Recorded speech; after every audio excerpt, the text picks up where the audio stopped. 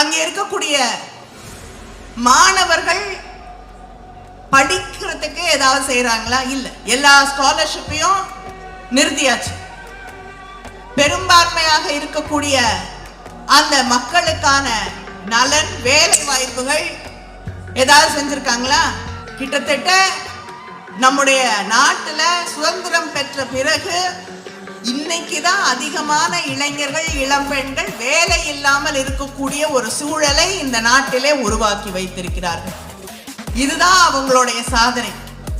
இந்த பெரும்பான்மையான இளைஞர்களில் இளம்பெண்கள், பெரும்பான்மையாக இருக்கக்கூடிய இந்துக்கள் பாதிக்கப்பட்டிருக்காங்க இல்லையா?